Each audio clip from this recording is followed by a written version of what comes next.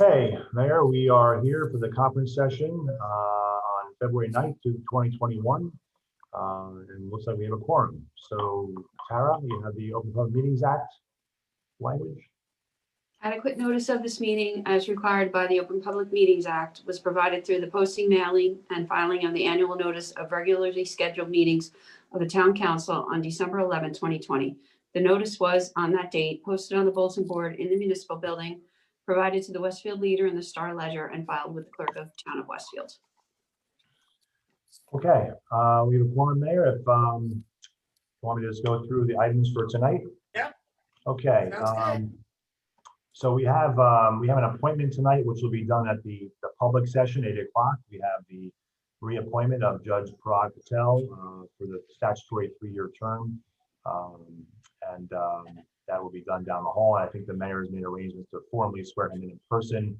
I think either Wednesday or Thursday, but the appointment will be made tonight for the statutory 3-year term.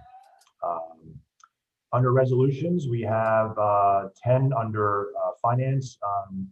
First is a resolution authorizing the CFO to prepare warrants for postage payment in connection with tax assessment notices for the property owners. This is annual. We're just mailing out the required postcards for everybody, which will be done in the next couple of weeks. 2, a resolution authorizing the CFO to draw a warrant for dog licenses for January 2021, whopping $664.20. Number 3, resolution authorizing CFO to draw a warrant for unused parking permit fees, 1 fee being refunded there. 4 is a resolution authorizing the CFO to draw a warrant to refund various street opening cash bonds for property owners there. 5 is a resolution authorizing the CFO to draw a warrant to refund street opening cash bonds, 1 property owner there. 6 is a resolution authorizing the CFO to draw a check for the balance of escrow monies, 2 properties there. 7, resolution authorizing the CFO to refund Board of Adjustment application fee, 1 fee being refunded there. Number 8 is a resolution approving to approve 2021 Westfield Memorial Pool membership rates. So this actually confirms the rates for 2021, which are going to be exactly the same as they were in 2020. We have a separate ordinance on the agenda tonight establishing program fees not to exceed prices, which the pool and Recreation Commission may make some changes there, but the membership rates are the same as they were in 20. Number 9, similar thing, resolution to approve 2021 sewer fees, again, confirming the sewer fees for 2021, which are the same as they were in 2020. And the last one under finance is a resolution supporting the expiration of feasibility for a share in municipal court. This has been the product of some discussion for some time now. You may remember back in 2018-19, we had some initial discussions with Garwood. We actually met with the Union County Vicinage on that, and there were some timing issues that didn't work out. So we actually tabled the discussion, and since that time, both Fanwood and Scotch Plains have expressed interest. So all 4 towns are looking to pass this resolution that's on the agenda tonight to ask the state of New Jersey's Shared Services Division to assist us in doing a proper analysis, make some recommendations to us about the feasibility for a shared court, whether between all of us or some of us, Fanwood, Scotch Plains, Garwood, and Westfield, to see if that's a possibility and what might be needed to do that. So this is a great opportunity for us to take a look at that, assess our departments as they exist today. It's a no cost to the town, this assessment, and all 4 towns are very willing to work together to see what might be possible. So I'm very excited about this, and actually coming on the night we're appointing the judge is excited about the opportunity as well as our new court administrator, Vanessa. So it's a very exciting opportunity for us. So that's under finance. Anything else to share? Questions? Okay. Under Code View and Town Property, we have 1 resolution there. That's the resolution that was originally deferred from the last meeting. It's back on for the open air lot license. I think you saw Tara sent out a slightly revised resolution. Mark, Councilman Parmley had picked up that the resolution was had language that was not for a car dealership, but rather a service station. So we made that change. We've talked to the owner here. So yes, this is going to be on for approval tonight, and the language in the resolution, which allows for more than 2 cars to be sold, is obviously addressed in there. So The owners are very excited. This is a new car dealership that's going in the Vine Ripe space, EV charging or EV cars. So they're very excited, and the property owner is excited to have a tenant, which is great. Under ordinances tonight, on first reading, we have an ordinance to amend the code of Town of Westfield, Chapter 13. That addresses two items out of Mike Dardia's committee. We have a stop sign request we got for Sherman and Sherbrooke. And we have a handicapped space request for Capiola Place. So that's on first reading tonight. And also we have on first reading ordinance to designating 417 Prospect Street, shown on the town's tax maps as block 1004, lot 10, as an historic landmark, and modifying the zoning map. If you remember, we had to refer this resolution or to the ordinance to the planning board. They have since met and approved it. So it's back to the council for their process to go through and designate this property. And we have general ordinance number 2208, an ordinance amending and supplementing the code of the town of Westfield, New Jersey, to modify the municipal stormwater control ordinance in the town of Westfield. We've had a stormwater control ordinance for many, many years. This is an amendment to it to make sure we're in compliance with state law. I think I'll ask Chris to say a few words. I think one of the main focuses of this compliance with the state of New Jersey is to make sure we incorporate language to consider and install a green infrastructure where we can when we're doing storm things. Is that right, Chris? Yeah, that's correct, Jim. Again, with green infrastructure technology being more prominent, the state did amend their regulations.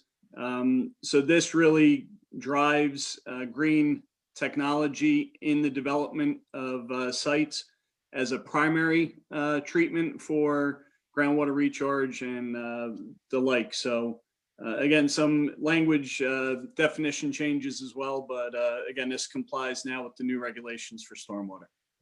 And Tom, did you have any other thoughts? I know Tom was very instrumental in getting this to where it is today too. There's some pretty dense stuff in the ordinances based on the model ordinance, and yeah, no, Chris said it right. Okay, good. Well, thank you, guys. We also have two ordinances on second reading tonight in the public session, 8 o'clock, the legislative session. So we have the ordinance on second reading for the amendment to the historic preservation ordinance to expedite minor applications. The planning board reviewed that. That's back to the council to adopt. And we also have on second reading an ordinance to again amend the various programming fees for the memorial pool, not to exceed prices, so that the commission can set prices for things like swim lessons, and birthday parties, swim team, etc. So those are on second reading tonight. One last thing that wasn't on the agenda, but Councilman Contract sent it to me ahead of time. One of the events that was missed the first time around a week or two ago was the Green Team's annual, now I guess it's third annual free market event. So they'd like to actually hold that on April 24th with the rain date of the 25th for the South Avenue train station lot. There's no other conflicts with those dates right now with another event. And it's, of course, it's a town committee, so there's no insurance required that it becomes a town event, but wanted to make sure that the town council heard about that and just had their approval on that. And again, I think the last couple we had, David, right, I think it's been pretty successful. Last one we had was September of last year. Yeah, it was originally Earth Day of last year, but it was pushed back to September. Yeah, I would say it was really successful. I think we collected 4 tons of goods, and residents took about a half, and then Green Drop took the rest. So it's a great way to reuse and encourage residents to reuse things, find hidden treasures, and if not, it gets all donated to deserving families. Good. So yes, that was a question of the Green Team. I assume everyone's okay with that. So I'll give them the proper letter to move forward. But those are the main things for tonight's agenda. Any questions or items, thoughts? Easy, right? Jim, did you touch on the energy aggregation? I was going to go to that next. I was going to do the legislative items first. So the one thing that's not, it was a late starter. So we were thinking about having 2 late starters tonight. One was for a liquor license transfer, which is not ready yet. So that's not on tonight's agenda. The other one was the energy aggregation. I know the mayor has some comments. We'll make it the public session, but we did have our bids today. And I sent you an email later this afternoon. And the bids received were actually higher than the existing PSE&G comparison pricing. So the consultant recommended to reject, which is again not uncommon when you go to the marketplace for the first time. And the way the process works is that the RFP that was sent out will remain active for 120 days in case there's some favorable changes in the marketplace. We will be monitoring that with the consultant. We can always go back out to see if any prices can be better in that time frame. Or obviously, if not, we can then revisit it at another later time, which is common practice. But so there is a resolution on the agenda tonight in the legislative session to reject the bids, which is required for us to do. And then we'll obviously continue to monitor the marketplace with the consultant. That's it. Any other thoughts? Just Brightwood Park. I know, I think Mike, Linda, and Councilman Jim Boyce will meeting with Jobra. Anything come of that meeting, or? Do you want to go, Linda? Yeah, I can actually respond. It's actually Jorba, Mark.